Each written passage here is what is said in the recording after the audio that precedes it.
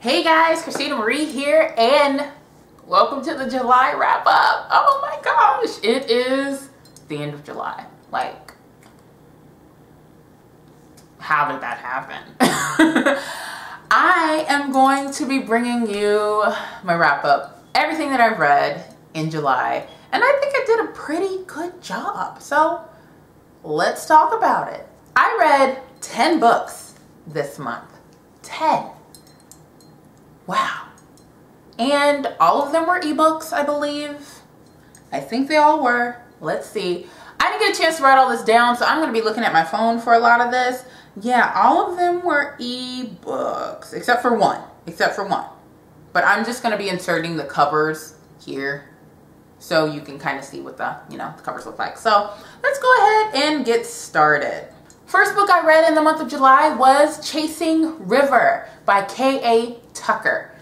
As you guys know, K.A. Tucker and I have a little bit of an oil vinegar relationship. Nothing I read by her has given me the 5-star feels ever. K.A. Tucker and I have just never been able to just get on the same page when it comes to book endings. But I am proud to say that Chasing River is my first 5-star K.A. Tucker book ever. And I say that with the biggest smile because I loved this book. I loved it. I raved about it on my blog. So I'm going to link that down below so you can read that review. But I loved this book, you guys. I mean, loved it. And you get to see a lot of the characters, or some of the characters that we were introduced to in the previous books, because this is actually part of the Burying Water series. And you don't have to read them in order, but it's advised that you do that. And so yeah, I just love this book. I loved it a lot. It was great. 5 stars. The next book I read is called Inside Game, and this is by Colette West. I gave this book a 4.5 out of 5 stars. I loved it. It was a great sports romance. I'd say adult contemporary. I never read anything by Colette West before, but I definitely am going to. This is part of actually, I think, like a sports romance series she has going on, but this is the first book that I read from it. And while you don't need to read the books in order, all of the main characters are from the same like baseball team, fictional baseball team. And this book is centered around one of those characters. And it was lovely. It was so good. It was very, very dramatic. I don't know if all of her books are this dramatic, but I was there for it. I really, really love this book. I gave it a 4.5 out of 5 stars. Review is down below. Next book I read is called The Re-Education of Savannah Maguire by my girl, Heidi McLaughlin. I really enjoyed this story. This is probably a little bit different than what I'm used to Heidi reading, because I was introduced to Heidi through the Beaumont series, which was a little bit more mature in my opinion, dealt with more adult issues. But this one seems to be a little bit more of a young adult, mature young adult contemporary romance, and I was on board for that. I ended up giving this book a 4 out of 5 stars because while it's not my favorite from Heidi, I still loved it. I thought it was great. I think that the characters went through a lot of growth in a short span of time, but not that the story was paced incorrectly, just that these characters had a lot to deal with, so their growth was actually quite necessary in the time that it happened.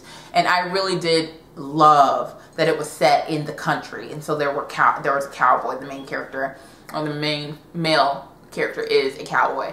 I was all about that. Cowboy hats, boots, let's do it. I loved it. 4 stars. The next book I read, I actually read in paperback, and it's called Sight by Juliet Madison. This book was a little bit weird for me. It was like a paranormal kind of a book. I don't quite remember what it's about. I think it's about this group, this family who are psychics, and they can kind of see things. There are 5 of them, and all 5 of them have different capabilities that are connected to the 5 senses. Like, one can see things, one can smell things, one can feel things, one can hear things. So it's really interesting. And so together with their powers, they kind of help solve a mystery that's brewing throughout the town. It was interesting, and I did get a kick out of it. It is the first book of, I believe, to be some kind of series. I don't know if it's a trilogy or not. I did end up giving this book 3 stars because while I see where it's going and I see the potential for it to be better, it just kind of left a little to be desired for me for the most part. I didn't really get involved into the story until maybe about a third of the way through, and because the book is so teeny tiny, that's a little too late. And so, yeah, I just didn't love it, but I liked it. I would read the second book. So I gave this book a 3 out of 5 stars. The next book I read is called A Change for the Good, and this is by Melanie Jane. It was just a contemporary adult romance that, quite frankly, I do not remember what it's about at all. I do remember that by the time I was done, I was a little underwhelmed by it, but I gave it, I think, a 3-star. Let me see.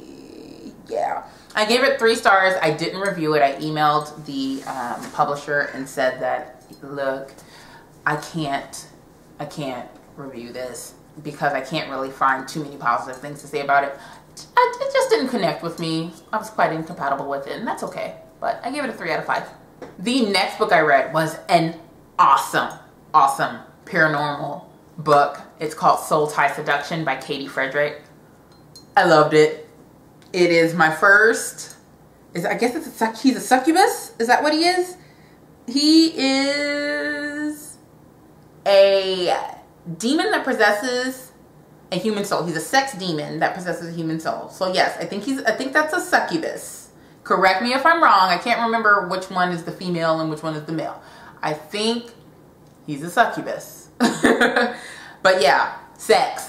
This is about a sex demon finding the love of his life and trying to convince her that she's the love of his life and that they're meant to be together, and then a whole bunch of stuff happens and she finds out she's something paranormal. She's not just human. It's a really interesting read. I had fun with this one, and I didn't think I would, because at the beginning of the book I was kind of like, I don't care about anything at all, and by the end of the book I was like, oh my gosh, it was the best thing ever, and why am I singing? I don't know. I loved it. I thought it was great. I cannot wait to read more. It's the first book in some kind of series. I need more. Oh my gosh. 4.5 out of 5 stars.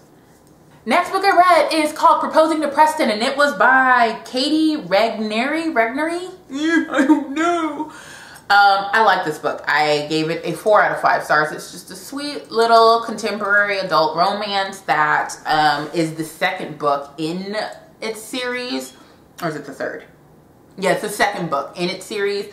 I loved it, and I told Katie that I loved it, and so she sent me either the first book or the third book. I don't quite remember, to read and review, and I will be doing that because I just like well-written contemporary adult romances. Anything that can make me feel the feels and make me smile by the end of it, I'm all for it. I like romance. I don't like cheesy over-the-top romance, but I really enjoy romance. It's basically about this girl who wants to become a Broadway star. She gets her big break, but she wants to become a Broadway star, and while she's like beginning, she meets this guy, Preston. They hit it off, they're really in love, and their relationship progresses. And then right when it progresses to like a really great point, she gets discovered and becomes like this big famous movie star, leaving him in the dust. And she ends up realizing that she was wrong and she regrets her decision, but now she needs to come back and beg for Preston's forgiveness and earn his trust back. That's what the book is about. I liked it. I liked it a lot, so I gave it a 4 out of 5 stars. The next book I read is called The One That I Want, and this is by Marilyn Brandt. I recently read this one, so I haven't written my review on it yet, but I do remember liking it. I gave it a 3.5 out of 5 stars. I'm trying to recall.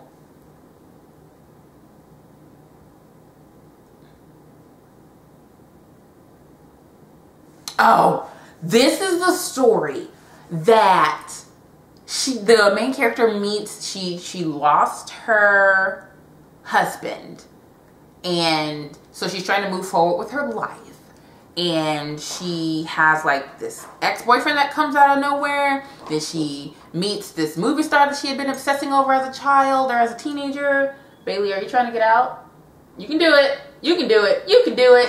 There you go. He was clapping from behind the blinds. And so she's trying to figure out how to live her life again, and yeah, and which guy she decides she wants. So it's a really good, it was a pretty good read. I enjoyed it. Gave it a 3.5 out of 5 stars. The next book I read was a sci-fi book. It's called Created by, I guess it's Perry Ann, I guess. I gave this one a 3.5 out of 5 as well. It's a sci-fi book, so not really my cup of tea. This one, I think, just wasn't compatible with me, but I did like it and I did see what it was trying to do. But with that being said, there were moments where I was reading the book and I was just like, is this contemporary? Wait, it's sci-fi. And so I think I just kind of felt like I was shifting genres back and forth and I wasn't sure, or maybe it was just me not comprehending that this was happening in another world. I don't know. I struggled with that a little bit. But then again, sci-fi or anything beyond something that's not within my realm, like fantasy and paranormal, sometimes it's hard for me to really get a good visual, and I think that's what I struggled with this book. So while I think it was a good concept, the execution just left a little bit to be desired for me. I did end up giving it a 3.5 out of 5 stars because of the potential that I saw, and there were really, really good moments in this book. The final book that I read this month is called Confessions of a Queen Bee, which is the first book in the Queen Bee series by Krista McHugh. I ended up giving this book, I believe, a 4.5 out of 5 stars.